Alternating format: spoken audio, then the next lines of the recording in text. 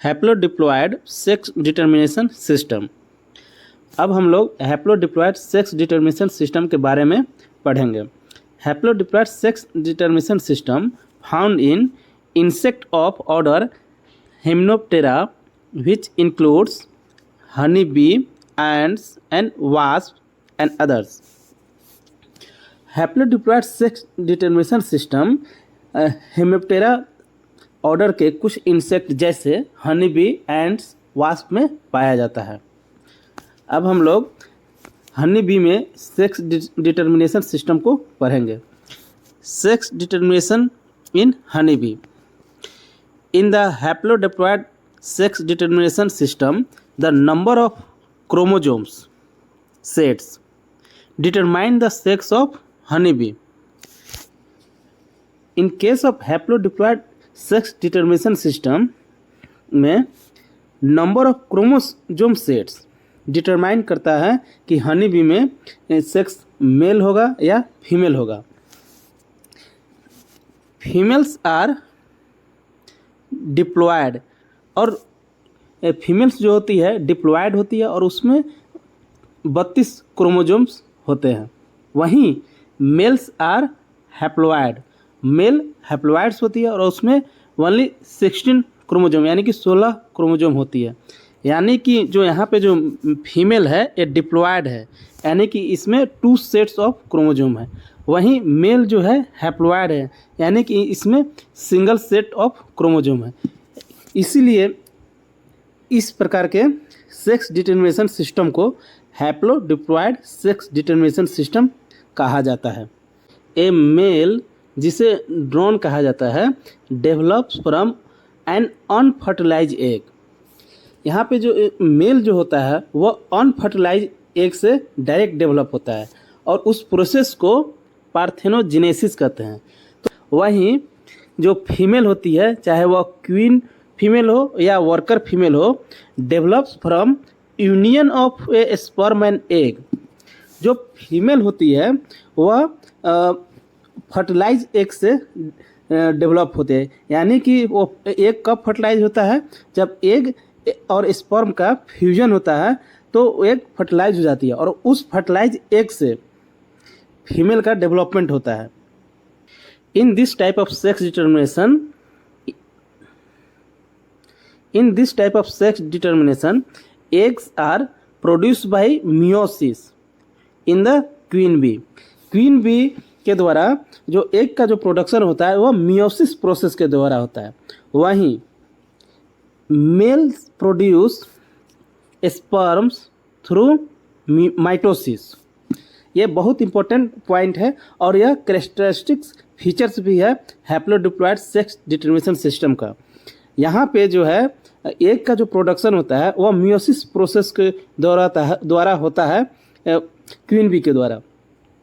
वहीं पे जो मेल जो है वह जो स्पर्म प्रोड्यूस करता है वह माइटोसिस प्रोसेस के द्वारा करता है। Male bee do not have a father, thus can not have a son. मतलब कि मेल बी जो होता है उसके पास फादर नहीं होता है, इसलिए उसको सन भी नहीं होता है। But they do have a grand father and can have grand son. But उसे ग्रैंड फादर होते हैं और उसके ग्रैंड सन भी हो सकते हैं। मेल बी के पास फादर नहीं होता है क्योंकि यह अनफर्टिलाइज एग से डायरेक्ट डेवलप होता है और यहाँ पे मेल बी जो होता है उसको डेवलप होने के लिए स्पर्म की ज़रूरत नहीं होती है, इसलिए इसके पास सन भी नहीं होता है। बट इसके पास ग्रैंड फादर होता है और उसको ग्रैंड सन हो सकते हैं। अब हम लोग समझते हैं कि हनी बी में जो लार्वा होती है वह क्वीन फीमेल और वर्कर बीज में कैसे डिफ्रेंशिएट होती है। तो depending on food they consume during development, the diploid female zygote can differentiate into either worker sterile होती है और या क्वीन जो फर्टाइल होती है। तो यहाँ पे जो है कि जब अर्ली स्टेज में जब लार्वा डेवलप होता है उस दौरान जो लार्वा है वह किस प्रकार का भोजन कंज्यूम करती है उस पर डिपेंड करता है कि वह जो लार्वा है वर्कर बी में कन्वर्ट होगी या क्वीन बी में कन्वर्ट होगी। यहाँ पे जो वर्कर होती है वो स्ट्राइल होती है और जो क्वीन्स होती है वह फर्टाइल होती है। वर्कर बीज सेक्रेट रॉयल जेली। वर्कर बीज जो होती है एक प्रकार का फूड सेक्रेट करती है जिसे रॉयल जेली कहते हैं, और ये रॉयल जेली जो है ये लार्वा को खिलाया जाता है और जो लार्वा इसको कंटिन्यूसली खाता रहता है वह जो लार्वा है वह क्वीन में डेवलप हो जाती है। वहीं वेयर एज ड्रोन जो मेल होता है और वर्कर बीज वह बी ब्रेड एंड हनी खाते हैं। यानी कि वर्कर बी जो है होता है वह रॉयल जेली को सेक्रेट करता है और वह रॉयल जेली जो लार्वा रेगुलर खाता है कंटिन्यूसली खाता रह जाता है वह क्वीन जो होती है क्वीन बी में डेवलप हो जाती है। वहीं जो है ड्रोन और वर्कर बीज बी ब्रेड और हनी को खाते हैं। Drones are male bees whose sole function is to match with queen. यहाँ पे जो ड्रोन होते हैं वह मेल बीज होते हैं और उनका एक ही फंक्शन होता है वह फीमेल जो है मैंने क्वीन बी के साथ मैचिंग करना, बस उनका एक ही काम होता है और मैचिंग के बाद इनकी लाइफ ख़त्म हो जाती है। एक queen is large and has functional ovaries. Queen जो होती है वह साइज में लार्ज होती है और उसका जो ओवरीज होते हैं वो फंक्शनल होती है, इसलिए क्वीन भी फर्टाइल होती है। वहीं वर्कर जो होते हैं यानी कि वर्कर बीज जो होती है स्मॉल होती है और वह स्ट्राइल होती है। वर्कर बीज spend all of their time gathering nectar pollen caring for the queen and raising her young. Worker bee का जो पूरा टाइम जो होता है नेक्टर एंड पोलन को कलेक्ट करने में चला जाता है, क्वीन और उसके बच्चों को देखभाल करने में चला जाता है। तो वर्कर बी का जो काम होता है वर्क होता है वह नेक्टर और पोलन कलेक्ट करना होता है और क्वीन और उसके बच्चों का देखभाल करना होता है। वहीं पे जो क्वीन होती है वह queen goes on matching flight and spend her entire life reproducing.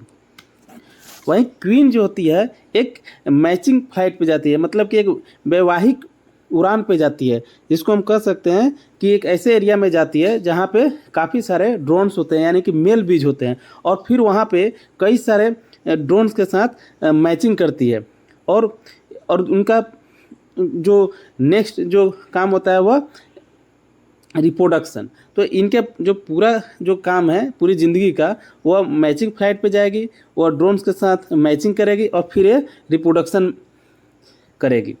अब हम लोग हैप्लो डिप्लॉयड मैकेनिज्म को इस फ्लो चार्ट से समझते हैं।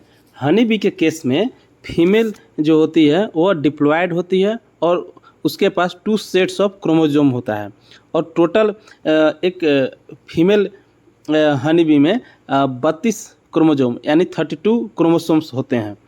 और यहाँ पे पेरेंट्स में जो फीमेल लिया गया वह क्वीन है। क्वीन इसलिए लिखा गया है क्योंकि यहाँ पे जो क्वीन होती है वो फर्टाइल होती है और वह एग का प्रोडक्शन करती है। तो यहाँ पे जो क्वीन मियोसिस प्रोसेस के द्वारा एग्स का प्रोडक्शन करती है। मियोसिस प्रोसेस में क्या होता है कि एग का जब प्रोडक्शन होता है इसीलिए एग जो होते हैं हैप्लॉयड होते हैं और इनके पास हाफ यानी 16 क्रोमोसोम ही होते हैं। और मियोसिस में क्या होता है क्रोमोसोम का रिडक्शन होता है, यानी कि पेरेंट्स के पास जो था जो फीमेल क्वीन है उसके पास 32 क्रोमोसोम थे। मियोसिस हुआ यानी कि क्रोमोसोम का रिडक्शन हुआ तो वह उसके पास हैप्लॉयड सेट ऑफ क्रोमोसोम आया और उसमें 16 क्रोमोसोम ही थे, यानी कि एक्स के पास 16 क्रोमोसोम ही होते हैं। वहीं पे जो मेल होते हैं मेल पेरेंट्स मेल भी जिसे ड्रोन भी कहते हैं वो हैप्लॉयड होता है, यानी कि उसके पास 16 क्रोमोसोम यानी कि 16 क्रोमोसोम ही होते हैं। और यहाँ पे जो मेल होता है माइटोसिस प्रोसेस के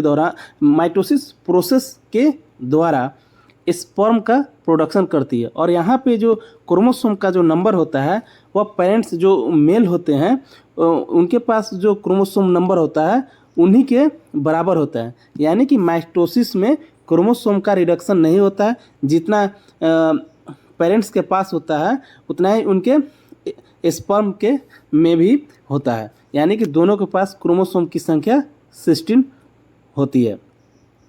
फिर क्या होता है कि फीमेल गामेट्स जो एग्स होते हैं और मेल गामेट्स स्पर्म के बीच फ्यूजन होता है, और फ्यूजन होता है उसे फर्टिलाइजेशन बोलते हैं। और फर्टिलाइजेशन के बाद फीमेल बीज का फॉर्मेशन होता है। फीमेल बी का फॉर्मेशन नहीं आता, नहीं कि फीमेल बी डेवलप होती है। और फीमेल बी के पास 2n यानी कि डिप्लॉयड सेट ऑफ क्रोमोसोम होता है, और उसमें 32 क्रोमोसोम होता है। यहाँ पे एक सेट ऑफ क्रोमोसोम फीमेल के तरफ से आती है और एक सेट्स ऑफ क्रोमोसोम मेल के तरफ से आती है। यानी कि 16 क्रोमोसोम फीमेल क्वीन की तरफ से और 16 क्रोमोसोम मेल यानी कि स्पर्म से आके, और एग और स्पर्म दोनों के पास 16 क्रोमोसोम होता है। और जब फ्यूजन होता है तो total chromosome set 2 set of chromosome हो जाता है और टोटल क्रोमोसोम नंबर 32 हो जाता है। तो फीमेल के जो होती है वो डिप्लॉयड होती है और उनके पास 32 क्रोमोसोम होते हैं। फिर जब इनिशियल स्टेज में, लार्वल स्टेज में वो किस प्रकार के भोजन को कंज्यूम करती है उस पर डिपेंड करता है कि वह जो फीमेल बी है वह क्वीन में डेवलप होगी या वर्कर में डेवलप होगी। तो अगर जो लार्वा है अगर रेगुलरली रॉयल जेली को ही खाती है, जब वह रेगुलरली रॉयल जेली को ही खाती है तो वह क्वीन में डेवलप होती है। और क्वीन जो होता है, जो क्वीन होती है वह फर्टाइल फीमेल होती है, क्योंकि क्वीन जो है क्वीन के पास फंक्शनल ओवरीज होते हैं, और फंक्शनल ओवरीज होने के चलते वह एग का प्रोडक्शन करती है। वहीं पे अगर लार्वा हनी या बी ब्रेड को खाती है तो वह वर्कर में कन्वर्ट हो जाती है, यानी कि वर्कर बीज में डेवलप होती है और वह स्ट्राइल होती है। फिर यहाँ पे अब मेल का डेवलपमेंट कैसे होता है उसको समझते हैं। तो जब फीमेल क्वीन जो है जब एग का प्रोडक्शन करती है तो जो एग्स अनफर्टिलाइज रह जाती है, यानी कि जिसका फर्टिलाइजेशन नहीं होता है, वह जो एग है वह मेल बीज में डेवलप हो जाती है। यानी कि अनफर्टिलाइज एग जब डायरेक्टली मेल बीज में डेवलप होती है उस प्रोसेस को पार्थेनोजेनेसिस कहते हैं या अरहेनोटोकी पार्थेनोजेनेसिस प्रोसेस कहते हैं। और मेल ड्रोन के पास 16 क्रोमोसोम होते हैं, यानी कि हैप्लॉइड सेट ऑफ क्रोमोसोम होते हैं। और यहाँ पे मेल जो होता है हैप्लॉइड होता है और फीमेल जो होता है वह डिप्लॉइड होता है। इसलिए हैप्लोडिप्लॉइड मैकेनिज्म ऑफ सेक्स डिटर्मिनेशन कहते हैं।